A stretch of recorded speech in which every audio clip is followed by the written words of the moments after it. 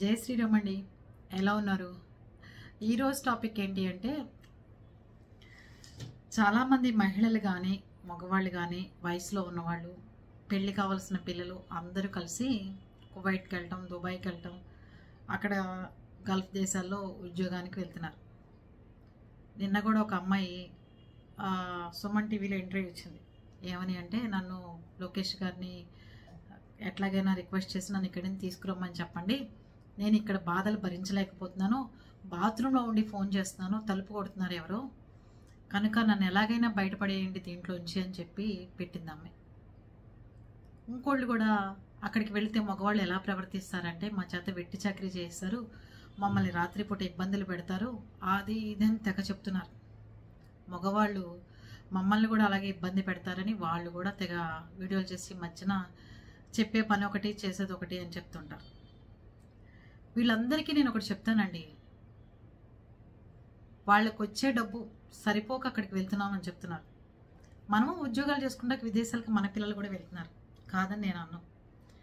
కానీ అమ్మఒడి పడుతుంది, పిల్లలకి చదువుకోవడానికి డబ్బులు 14,000 రూపాయలు 13,000 రూపాయలు వేస్తున్నారు. డ్వాక్రా గ్రూపుల్లో ఉంటే డబ్బులు ఇస్తున్నారు, లోన్లు ఇస్తున్నారు, సొంత ఇల్లు ఇస్తున్నారు. ఇన్ని వసతులు కల్పిస్తుంటే గవర్నమెంటు ఉచిత వైద్యం అందినంత కాలం వాళ్ళు ఎలాగో గవర్నమెంట్ హాస్పిటల్స్కి వెళ్తారు, అక్కడ పెడతారు. లేకపోతే ఆరోగ్యశ్రీ కార్డు ఉంటుంది, ఎక్కడ హాస్పిటల్ అయినా ఏ ఊరైనా ఫ్రీ అని చెప్తున్నారు. ముఖ్యంగా ఆడపిల్లలు పెళ్ళైన కావాల్సిన వాళ్ళు పెళ్ళయి సంవత్సరం 5 ఏళ్ళు 10 ఏళ్ళ పిల్లల్ని పుట్టేళ్ల దగ్గర తెలిసిన వాళ్ళ దగ్గర వదిలేసి వెళ్తే మీ పిల్లలకి రక్షణ ఉందా అడుగుతున్నా నేను. మీకేమైనా ఉద్యోగాలు కావాలంటే నాకు పెట్టండి మీ నెంబర్లు, నేను కల్పిస్తాను మీ అందరికి ఉద్యోగాలు. మా పొలాల్లో మా తోటల్లో పంచొత్తురు కానీ రండి. మరి ఎంతోమందికి వేరే ఊర్లో, ఇప్పుడు చూడండి, నేను నెల్లూరులో ఉన్నప్పుడు కుప్ప నూర్చాలన్నా వరి పంట కొయ్యాలన్నా గోదావరి జిల్లాల నుంచి వచ్చేవాళ్ళు నెల్లూరుకి. గుంటూరులో ఉన్నప్పుడు మిర్చి యార్డ్లో పనిచేయాలంటే కర్నూలు జిల్లా నుంచి వస్తారు. ఏమవుతున్నారు మన ఊర్లో వాళ్ళు? మీకు సాఫ్ట్వేర్ ఎంప్లాయీకి వచ్చినంత జీతం మీరు ఇంటి పట్టున కూర్చుని 4 ఇళ్లలో పాచి పని చేసుకుని వస్తుంది, ఎక్కడన్నా సెక్యూరిటీ గార్డు ఉద్యోగం చేరినా వస్తుంది, ఏ వాచ్మెన్గా పనిచేసినా వస్తుంది, అన్నీ వస్తాయి. 30,000 50,000 జీతం ఇస్తానని అక్కడికి తీసుకెళ్లిన తర్వాత మీకు మీరు సంపాదించేదానికంటే మహా అయితే ఒక 25,000 రూపాయలు సంపాదిస్తారేమో మహా అయితే, నాకు తెలిసినంత వరకు. దానికెందుకు మీరు అంత టార్చర్ పెట్టించుకుని మీ శరీరాలని ఎవడికో తాకట్టు పెట్టి మీ జీవితాలను తాకట్టు పెట్టి మీ పిల్లల్ని ఎక్కడో వదిలేసి మీరు వెళ్తున్నారో నాకు తెలియట్లేదు. ఇంకోటి, అప్పులు కట్టుకోవాలి, అప్పులు అయిపోయినాయి అంటున్నారు. గవర్నమెంట్ ఇన్ని పథకాలు పెడుతున్నప్పుడు మీరు దేనికి అప్పులు చేస్తున్నారు?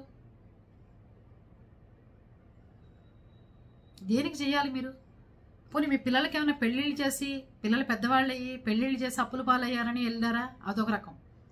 5 ఏళ్ల పిల్లల్ని 8 ఏళ్ల పిల్లల్ని సంవత్సరం పిల్లల్ని పసి పిల్లల్ని బాలింద్రాలు వెళ్ళిన వాళ్ళు కూడా ఉన్నారు నాకు తెలిసిన వాళ్ళు.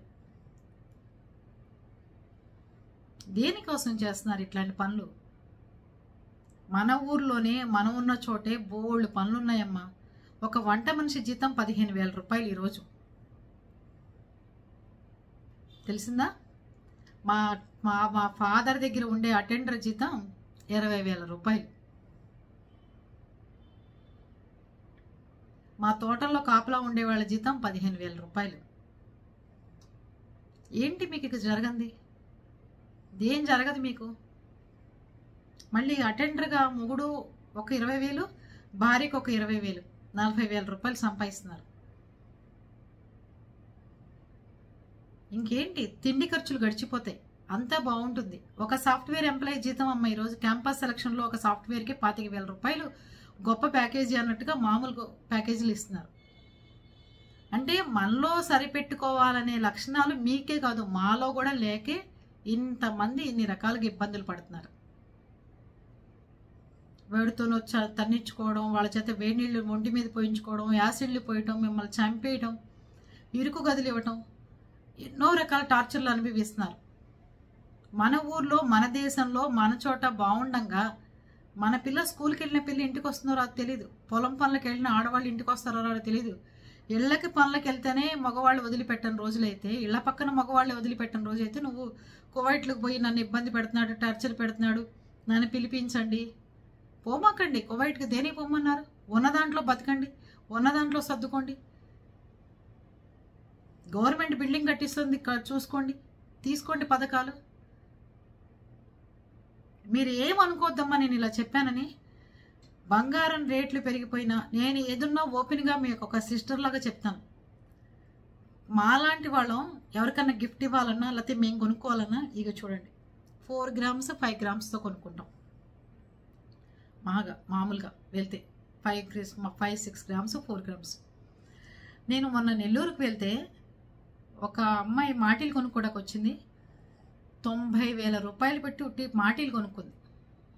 సంపాదించుకోండి, కొనుక్కోవద్దని ఎవరు చెప్పలా. ఇంకో అమ్మాయి వాడెవడో బ్లాక్లో బంగారాలు తెచ్చి ఎక్కడో కొట్టేసిన బంగారం అమ్ముతారు, 1,00,000 రూపాయలు పెట్టి వాడి దగ్గర వడ్డానం కొనేసింది. వాడేంటి తర్వాత బంగారు షాప్కి వెళ్ళి చూపిస్తే వెండి మీద కోటింగ్. అంటే మీరు ఏం చేస్తున్నారో, మీరు ఏం చెందుతున్నారో మీకే తెలియట్లేదు. మీకు ఏది అవసరమో అది తెలియట్లేదు. డబ్బు ఉంటేనే కొనుక్కోవాలి ఏ వస్తువైనా, అంతేగాని అది రేటు పెరుగుతుందమ్మా కొనుక్కోండమ్మా అని చెప్పే సలహాలు వాళ్ళకి బోడు మంది ఉంటారు. కాదు, మనకు అది అవసరం అయితేనే మనం ఆ వస్తువు జోలికి వెళ్ళాలి, తెలుసా అమ్మా? అంతేగాని మా ఓనర్ పనిచేసే ఓనర్ ఎక్కువ పెట్టుకుంది బుట్టలు, నేను అవే బుట్టలు రేపొద్దున వచ్చే నెలలో కొనాల్సిందే అని మొగుడిని సతాయించి, మీకేమో హస్బెండ్ల సహకారం ఉండదు. వాళ్ళు తాగి తందనాలాడి కాలువల పక్కన పడిపోయి, నదుల పక్కన పడిపోయి మిమ్మల్ని చావు కొట్టి మళ్ళీ అవే బుట్టలు తీసిపోయి వాడు 10,000కో 5,000కో అమ్ముతాడు. మీరేమో దాన్ని 1,00,000 రూపాయలు పెట్టి షాప్లో కొనుక్కొస్తే అవి ఏమైనా మిగులుతున్నాయా పోనీ మీకు? గట్టిగా తినండి, ఆరోగ్యంగా ఉండండి, ఉన్న ఊర్లో ఉండండి. పొలం పనులు కావాలంటే బోల్డ్ ఉన్నాయి.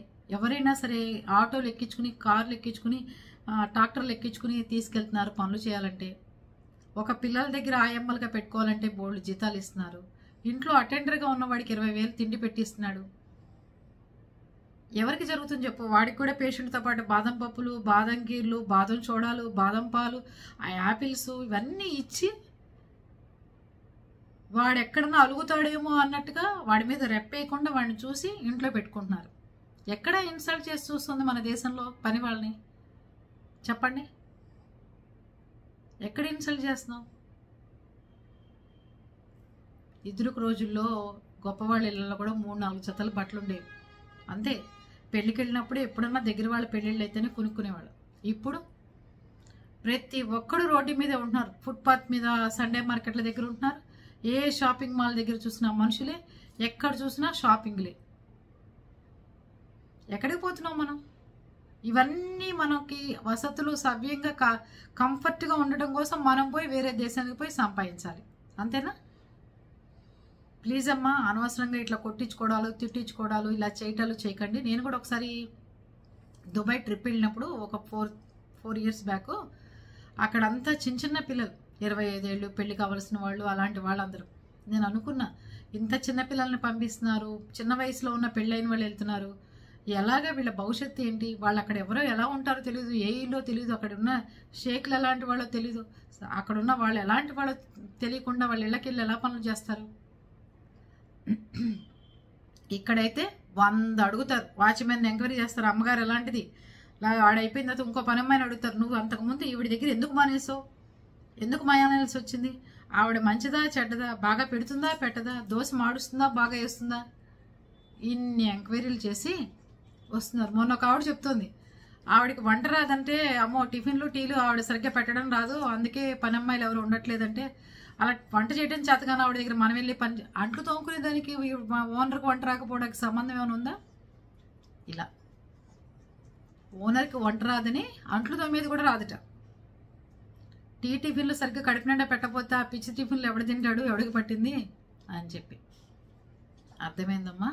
చక్కగా ఊరు పట్న మన ఎక్కడున్నామో దాని పట్న నేల మీద నిలబడి మనకేంటి మన పరిస్థితులు, హాస్పిటల్కి వెళ్తే చక్కగా గవర్నమెంట్ హాస్పిటల్లో సదుపాయం ఉంది, లేదు అంటే ప్రైవేట్ హాస్పిటల్లో చేయించుకోవాలంటే ఆరోగ్యశ్రీ కార్డులు అక్కడ పనిచేస్తున్నాయి, పిల్లలకి మంచి చదువు అందిస్తున్నారు, డబ్బులు వేస్తున్నారు, నువ్వు దేశం వదిలేసి పిల్లల్ని వదిలేసి ఎవరింట్లోనే పెట్టి ఆ పిల్లల్ని వాళ్ళు ఏదైనా చేస్తే రేపొద్దున ఆ జీవితం వెనక్కి వస్తుందా నీకు? నీ పిల్లల్ని ఏదైనా చేస్తే ఆ జీవితం నీకు ఏమైనా వెనక్కి వస్తుందా? నీ పిల్లలకి ఏదైనా కష్టం వస్తుందా అమ్మ అని చెప్పుకుని నీ ఒళ్ళో పడుకుని చెప్పుకుని రోజులు నువ్వేమైనా మళ్ళీ తీసుకుని వెనక్కి రాగలుగుతావా? ఆలోచించండి. మగవాళ్ళవని ఆడవాళ్ళవని కష్టపడి మన దేశంలో పనిచేయడానికి మన ఊర్లో పనిచేయడానికి ప్రయత్నాలు చేయండి. అంతేగాని పక్క జిల్లాలు పక్క దేశాలు వెళ్ళి అనవసరంగా సమస్యలు తెచ్చుకోమాకండి. దొరికిన పనిని సంతృప్తిగా చేసుకోవడం నేర్చుకోండి. ఎదురు రోజుల్లో 15 ఏళ్ళైనా 20 ఏళ్ళైనా 25 ఏళ్ళైనా పనివాళ్ళు అలా తరతరాలు కంటిన్యూ అయిపోయేవాళ్ళు. మా ముత్తాత తరం నుంచి పనివాడు అలాగే ఉన్నాడు. 3 తరాలు 4 తరాలు 5 తరాలు అలాగే ఉన్నారు. కానీ ఈ రోజుల్లో ఒక రోజు వస్తే ఒక రోజు రాడు. ఈ గంటకున్న మనిషి రేపు కాసేపటికి ఉంటాడో లేదో తెలియదు. అర్థమైందా? నిన్న మా నాన్నగారి దగ్గర ఉన్న అటెండర్ని బాల్కనీలోనో 3 కొండీలు ఇటు జరిపించి 2 బకెట్ల నీళ్లు పెట్టి కడగమన్నాను. వాడు ఈ పూట రాలేదు. వాడి జీతం 20,000 రూపాయలు. తెలిసిందండి? అలా ఉన్నారు మనుషులు.